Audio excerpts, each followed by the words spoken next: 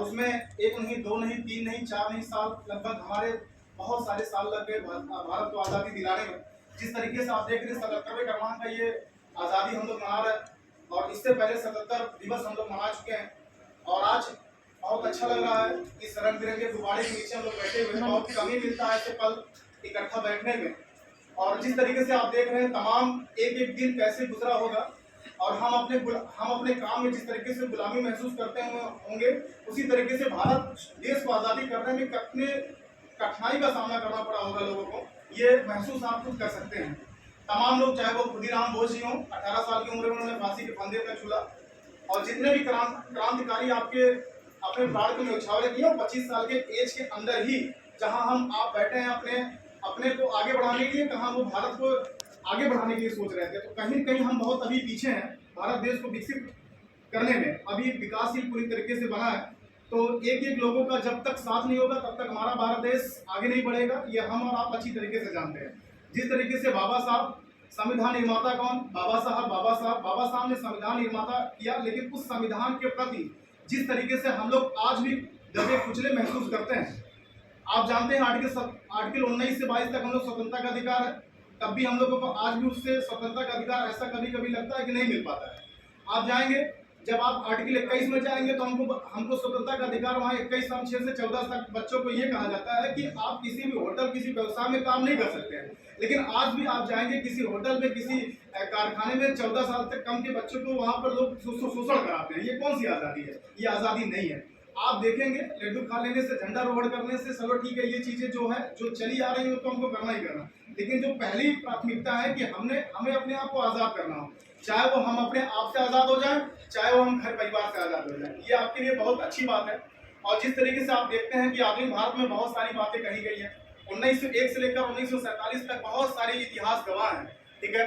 1905 से लेकर बंगाल विभाजन, 1906 में आपका मुस्लिम लीग की स्थापना, 1907 में आपका सुदूर कांग्रेस अधिवेशन, 1909 में आपका मार्ले मिंटो सुधार अधिनियम आया। मार्ले मिंटो सुधार अधिनियम की तहत ही पहले मुसलमानों को चुनाव लड़ने का अधिकार नहीं था। आपने पढ़ा होगा, पहली बार मुसलमानों को चुनाव लड़ने का अधिकार 1908 मार्ले मिंटो सुधार अधिनियम में दिया गया। ये कई बार एग्जाम में प्रश्न आपसे पूछा भी गया है और इतिहास के पन्नों में ये गवाह है। उसके बाद आपसे 1910 आता है। 1910 में आपके एक वकील की हत्या हो जाती है। 1911 में जो सबसे महत्वपूर्ण दिन है, आज हम भारत नाम लेते हैं। भारत की राजधानी आज जो हमारी नई दिल्ली है, 1911 में भारत की राजधानी नई दिल्ली प्रस्तावित हुई थी।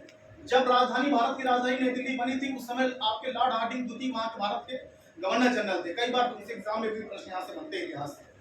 लॉर्ड हार्डिंग द्वितीय भारत शासन काल में भारत की राजधानी नई दिल्ली बनी। 1911 में प्रस्तावित हुआ तो 1912 में भारत की राजधानी नई दिल्ली बनी थी। उसके बाद 1913 की बात अगर हम करते हैं, 1913 में आप जानते हैं डॉक्टर लाला हरदयाल की बात आती है। डॉक्टर लाला हरदयाल ने सैन फ्रांसिस्को अमेरिका में स्वराष्ट्र गदर पार्टी की स्थापना किया था। उसके बाद 1914 की बात आता है। 1914 भी आपका गवाह है इतिहास के पन्नों पे। 14 से लेकर 18 तक प्रथम विश्व युद्ध होता है। 14 की बात आते हैं गांधी जी के बारे में अगर हम बात करें, जितना बात करें उतना कम है। अगर आपने गांधी जी के बारे में भारत स्वतंत्रता में अगर आपने नहीं पढ़ा तो जान लीजिए कुछ नहीं पढ़ा।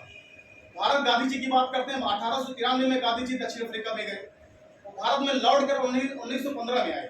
जब 1915 में गांधी जी लौट कर आए तो 1915 में लौट कर जब आए तो उन्होंने एक चीज की स्थापना कर दिया था, साबरमती आश्रम। जानते होंगे आप, साबरमती की आश्रम की स्थापना उन्होंने गुजरात अहमदाबाद में कर दिया, ठीक है। और ये एक एक क्षण भारत को आजादी दिलाने में एक एक कदम जैसे बढ़ता गया। 1916 में साबरमती के आश्रम की स्थापना होती है। 1916 में ही आपने बीएचयू का नाम सुना होगा। बीएचयू का फुल फॉर्म जो होता है बनारस हिंदू यूनिवर्सिटी होता है। बीएचयू की स्थापना मदन मोहन मालवीय जी ने किया, जो बनारस में है। 1916 में ही साबरमती आश्रम की स्थापना भी किया था गांधी जी ने, और मदन मोहन मालवीय जी ने बीएचयू की स्थापना किया। फिर गांधी जी का हिस्सा लिया है, चाहे वो रानीबाई लक्ष्मीबाई हो, तमाम प्रकार के बुंदेले हर बोलो की हमने सुनी कहानी थी, अब खूब लड़ी मर्दानी बातों झांसी वाली रानी थी। तमाम महिलाओं ने बढ़ चढ़कर हिस्सा लिया। 1926 में इन्होंने अपना अधिकार माना। 1927 में आपका कमीशन आता है। 1928 में पारित होता है। 1929 में बहुत बड़ा लाहौर अधिवेशन भी होता है, ये आप जानते होंगे। और 30 में तो 1930 की तो बात ही नहीं करिए, 1930 में तो दांडी मार्च यात्रा गांधी जी ने फिर शुरू की है। सोचिए हर एक 2 साल में गांधी जी का कितना संघर्ष रहा था। दांडी मार्च यात्रा आपका शुरू हुआ 12 मार्च 12 मार्च से दांडी मार्च यात्रा शुरू हुआ, 6 अप्रैल तक चला। और आपसे दिन पूछा जाता है कि दांडी मार्च यात्रा आपका कितने दिन चला था? ये 24 दिन तक चला था।